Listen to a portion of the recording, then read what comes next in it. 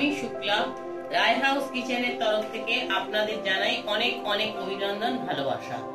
আমি আপনাদের কাছে আজকে নিয়ে এসেছি একটা সহজ উপায় পোলাও রান্না। এই একদম ঘরোয়া উপকরণ দিয়ে আমি করব। এই জন্য আমি গোবিন্দভোগ চাল, আমি একটুখানি কেশর কালার দিয়ে আর কাঁচা লঙ্কা আর আদা দিয়ে, আর কাঁচা লঙ্কা আদা একসঙ্গে বেটে আর হলুদ রংটা দিয়ে, ওই কেশরের যে হলুদ কালারটা ওইটা দিয়ে আমি একটুখানি মেখে শুকনো করে নিয়েছি চালটা ভিজিয়ে। এছাড়া আমার লাগছে অল্প একটু কাজু কিশমিশ আর একটা শুকনো লঙ্কা, একটা কাঁচা লঙ্কা, একটু গোটা গরম মশলা, তেজপাতা। এছাড়া আমার লাগছে ঘি আর লাগছে চিনি, এছাড়া নুন তো লাগছেই। আমি পরবর্তী পর্যায়ে রান্নাটা শুরু করব, আপনাদের দেখাবো। আমি রান্নাটা শুরু করছি। প্রথমে আমি কড়াই একটুখানি সাদা তেল দিয়ে দিলাম, যাতে ঘিটা না আমার পুড়ে যায়। এরপরে আমি এই ঘিটা আমি দিয়ে দেবো।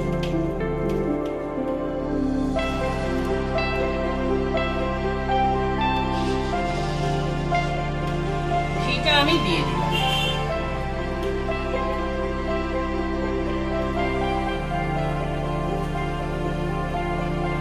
এই কাজু কিশমিশ যেটা আছে আমি আগে অল্প একটু ভেজে তুলে নিচ্ছি।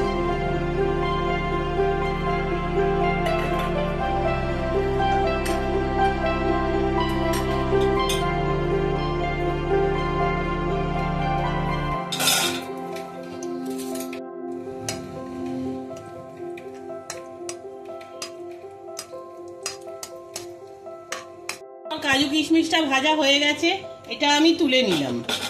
এরপরে আমি ফোড়নে গোটা গরম মশলা ফোড়ন দেবো। এবার আমি এর মধ্যে তেজপাতা, শুকনো লঙ্কা আর এই গোটা গরম মশলা আমি ফোড়ন দিয়ে দিলাম। এইগুলোকে আমি একটু ভেঙে দিয়েছি যাতে না এর মধ্যে কোনো ফেটে যায়, ফেটে গায়ে ছিটকোয়, সেই জন্য আমি এটা ফোড়নটা আমি দিয়ে দিলাম।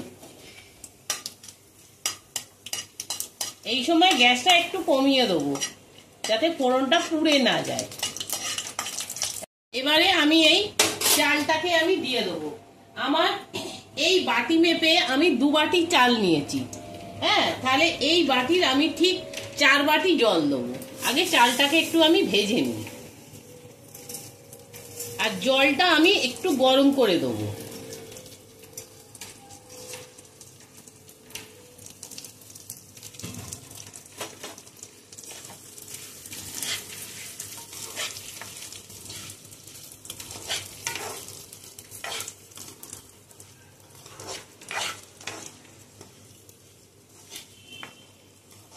দেখুন আমি চালটা একটু ভেজে নিচ্ছি, চালটা অল্প একটু ভাজা হোক, তারপরে আমি আপনাদের কাছে আবার আসছি। দেখুন আমি ওই বাটির 2 বাটি, যে বাটির 2 বাটি চাল নিয়েছিলাম ঠিক সেই বাটিটা মেপে আমি 4 বাটি জল একটু গরম হতে আমি দিয়ে দিলাম ততক্ষণ। এবারে আবার আমি চালটাকে একটু ভাজা করে নিচ্ছি।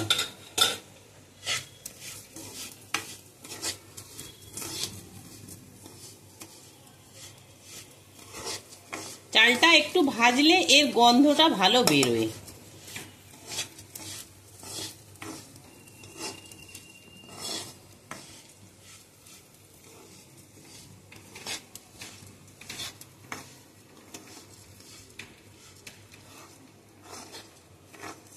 এই চাল ভাজা গন্ধটা আপনারা তো পাচ্ছেন না, আমি পাচ্ছি। গন্ধটা খুব ভালোই লাগছে, চাল ভাজার গন্ধটা।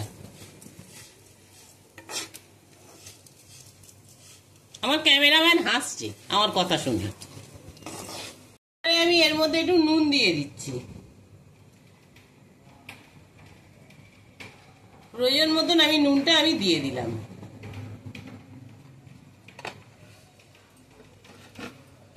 দিয়ে আমি একটু নেড়ে নিচ্ছি আবার।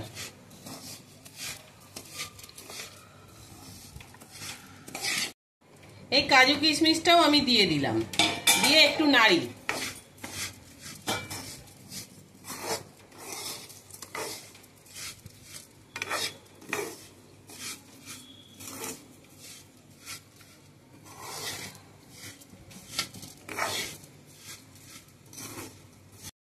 দেখুন আমার চালটা মোটামুটি ভাজা হয়ে গেছে, এর থেকে আর বেশি ভাজবো না। এদিকে আমার জলও গরম হয়ে গেছে, এই জলটাকে আমি এর মধ্যে ঢেলে দেবো।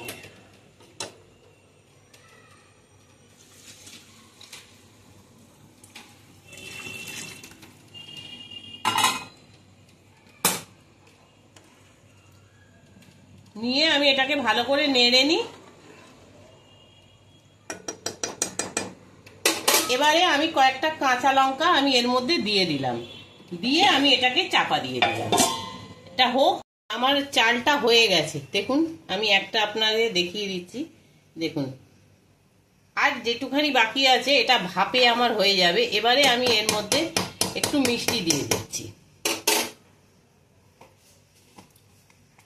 আপনাদের যে যেরকম মিষ্টি পছন্দ করেন আপনারা সেই রকমই মিষ্টি দেবেন। পোলাও একটু মিষ্টি মিষ্টি হয়।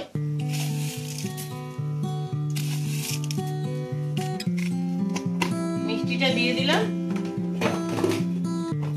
দিয়ে একটু নাড়িয়ে নিই।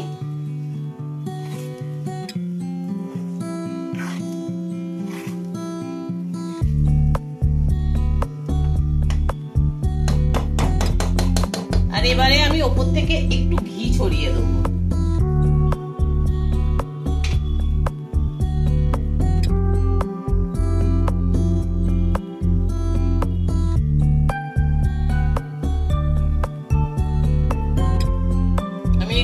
ছড়িয়ে দিলাম, দিয়ে আমি একটুখানি নাড়াচাড়া করে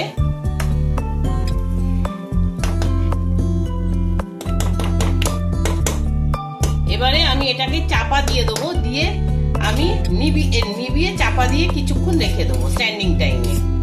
যেটুখানি একটুখানি থাকবে, কাঁচা মতন থাকবে, একটুখানি যদি কিছু থাকে সেটাও সেদ্ধ হয়ে যাবে।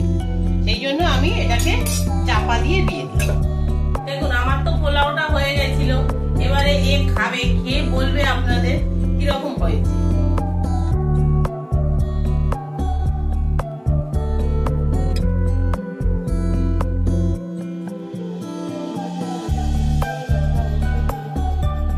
দেখুন ও বলছে পোলাওটা ভালো হয়েছে।